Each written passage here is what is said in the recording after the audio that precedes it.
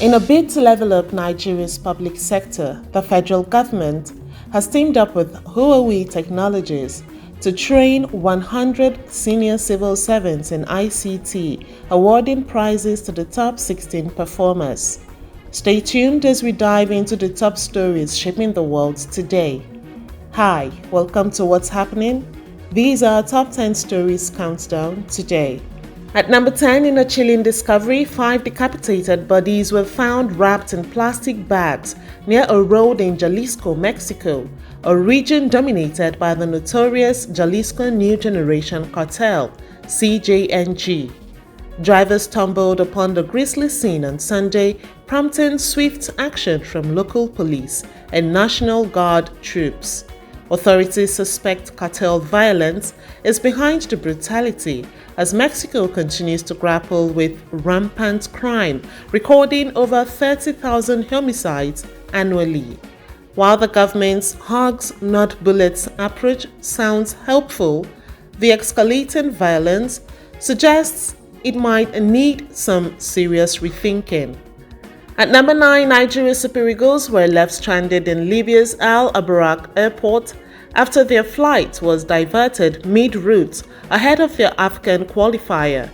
With no food, accommodation or transportation provided for over 15 hours, Sports Minister John Eno condemned the treatment, calling it an almost hostage situation. Eno swiftly escalated the issue to Nigerian authorities and the Confederation of African Football.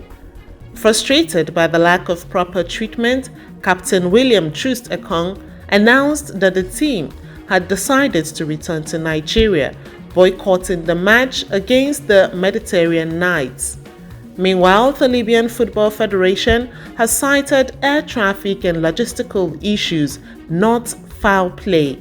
They emphasize that such delays, while unfortunate, are standard in international travel and not uncommon.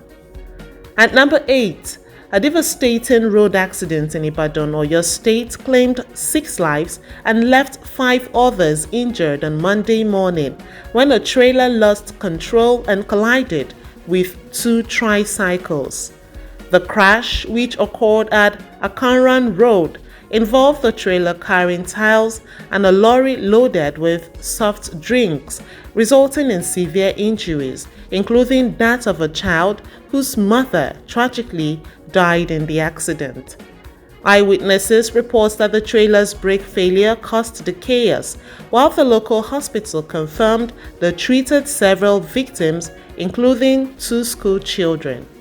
At number 7, the vibes were high in Calabar as Governor Basi Otu, represented by the Speaker of the State House of Assembly, Elfrat Ayambem, launched the much-anticipated 20th Carnival Calabar Dry Run with this year's theme, Our Shared Prosperity.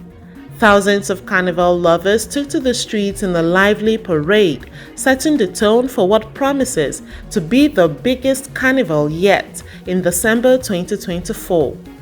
With officials, bands, and even Mrs. Onari Duke in attendance, the stage is set for a grand celebration.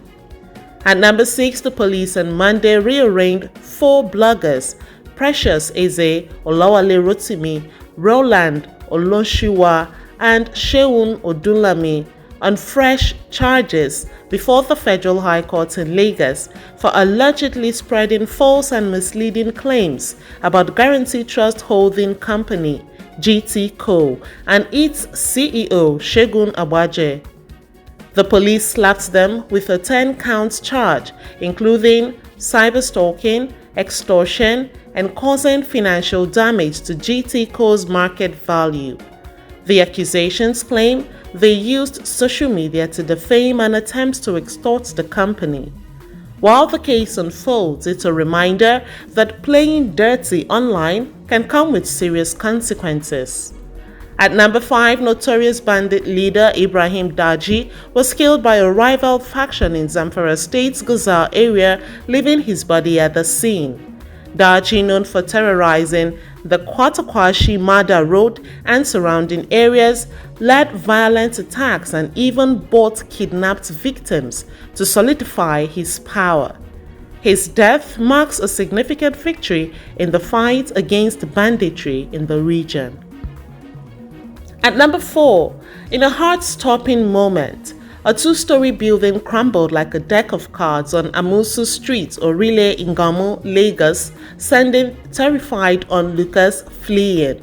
A video posted on X captures the building's dramatic collapse, sparking concerns about possible casualties, though details remain unclear. As of reporting time, emergency services are yet to confirm any injuries or fatalities as efforts to access the scene continued. Yet again, questions about structural safety in Lagos rise to the forefront. How many more of these near disasters before stricter building regulations step in? At number 3, the recent removal of fuel subsidies in Nigeria is turning the tide against cross-border smuggling of premium Moto spirit, according to NNPC's Group CEO Mele Kyari. He explained that the subsidy created a tempting price gap between Nigeria and its neighbors, making smuggling a lucrative business until now. Kyari said that with the subsidy gone, legal transportation of fuel is finally more profitable, leading to fairer prices for consumers and less incentive for smugglers. He added that if this trend continues, it could pave the way for a more stable and equitable energy market in Nigeria.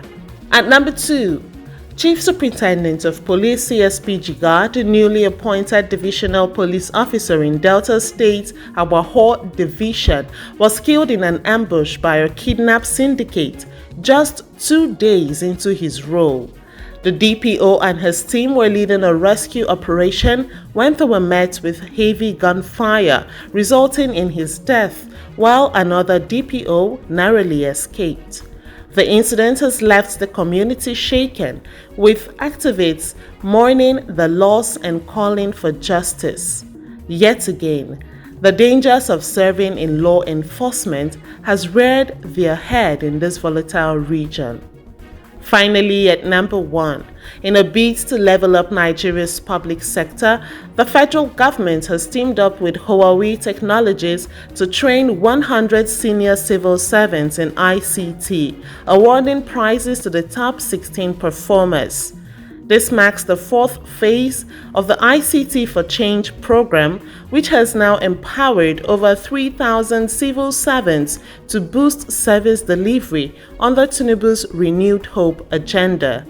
Huawei's Deputy MD called it just the beginning, promising even more training to come. That's all for today. See you next time on What's Happening.